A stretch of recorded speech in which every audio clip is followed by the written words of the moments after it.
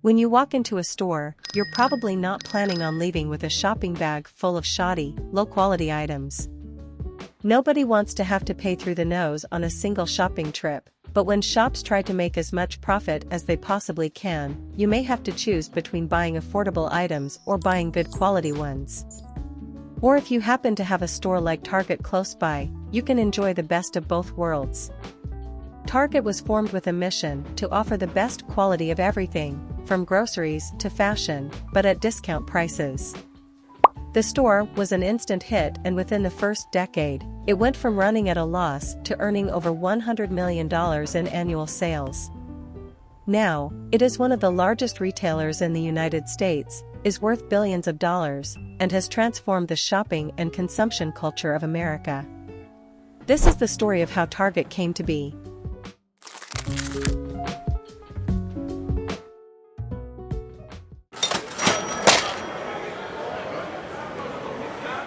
The history of Target runs all the way back to 1902, over a century ago. It all started with a store named Dayton's Dry Goods Company. The owner, George Dayton, was born on March 6, 1857 at Clifford Springs, New York. Growing up, Dayton had dreams of one day becoming a minister, but this plan would never become a reality, mostly because he had to start working at an early age. During an economic crisis in 1873, when George Dayton was just 16 years old, he set off to earn some extra money for himself and his family by working in a coal and lumber yard. During this time, his interests shifted away from ministry and towards business. Over the years, Dayton learned more and more about business and investments. He and some other investors began buying farm mortgages, and his wealth began to grow. He became a banker and eventually the president of the Bank of Worthington, and founder of the Minnesota Loan and Investment Company. During this time, he was a committed Presbyterian and an active parishioner at the Westminster Presbyterian Church. In 1893, the church building burned down and insurance couldn't cover the cost of rebuilding it. The only other potential source of income that the church had was to sell a corner lot that they owned. But because of the poor economic situation at the time, it was difficult to find a buyer. Dayton, who was incredibly wealthy at the time, agreed to buy the lot so that the church could use the money to begin construction.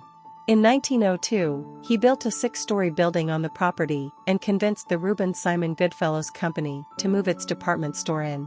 The store's owner ended up choosing to retire instead, so he sold the entire store to Dayton, who renamed it Dayton Dry Goods Company in 1903 and eventually shortened it to Dayton Company in 1910.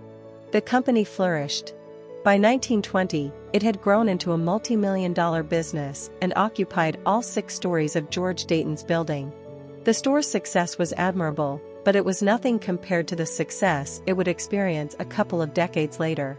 Unfortunately, though, the company would have to go through some very tough times first. In view of its success, the Dayton Company decided that it was ready to expand.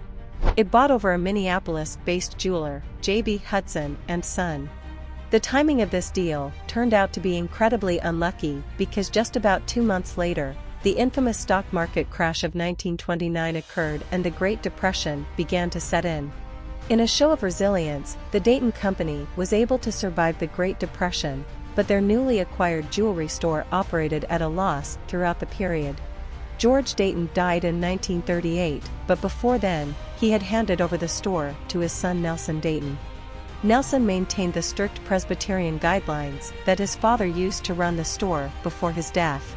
For instance, the store didn't sell alcohol and no business activity was carried out on Sundays.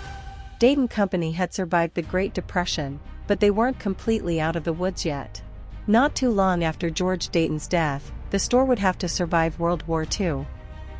A smart manager that he was, Nelson Dayton chose to see the war as an asset to the business. He focused on keeping the shelves of the store stocked with the right items. Consumer goods were so scarce during the war that customers didn't need to be persuaded to buy what was available. Thanks to Dayton's managers who were able to obtain items to keep the shelves stocked, the store turned a huge profit.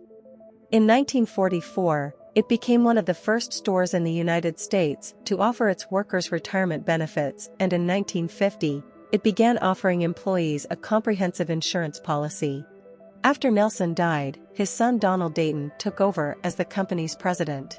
He and 4 of his cousins ran the company and completely put aside all the Presbyterian traditions that their grandfather instituted. The store began selling alcohol and opening on Sundays, breaking the tradition that the previous 2 generations had followed and giving the store a different image. The company opened a 2-level shopping mall named Southdale Center, just outside Minneapolis.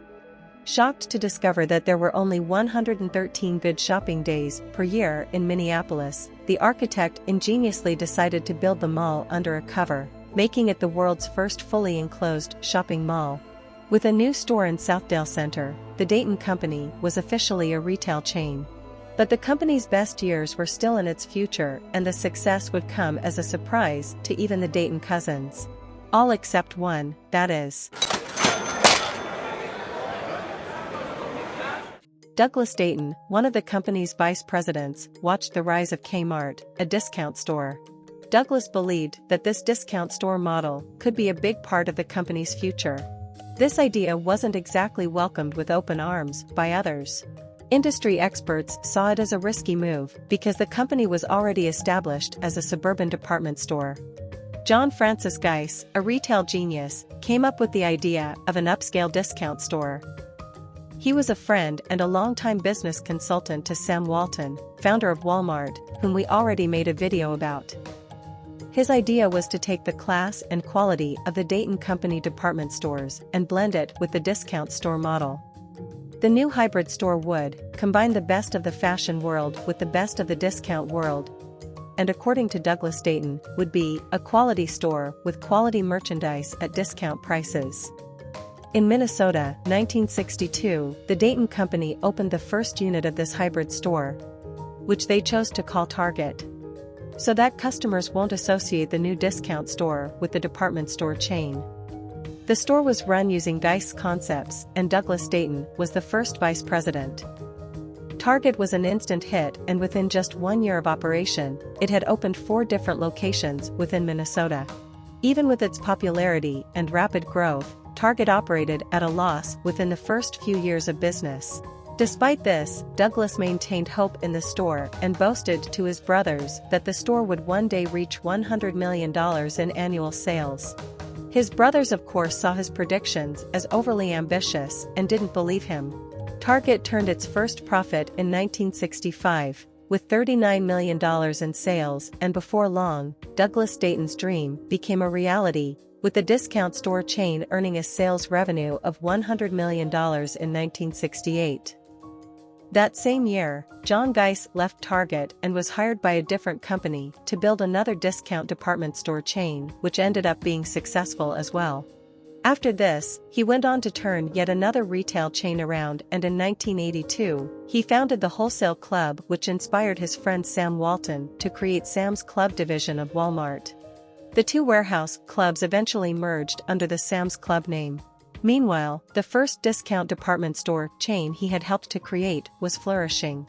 Target had expanded into other states outside of Minnesota.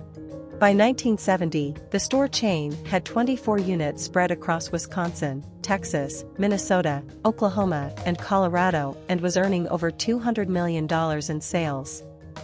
By 1971, Target's parent company, which had since gone public and merged with the J. L. Hudson Company to become Dayton-Hudson Corporation, had grown significantly.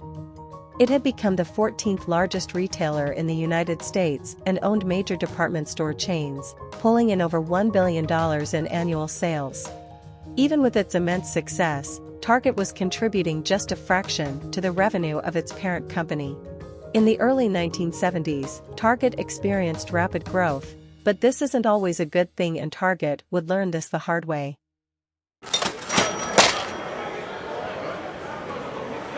In 1972, 14 new Target stores were opened simultaneously.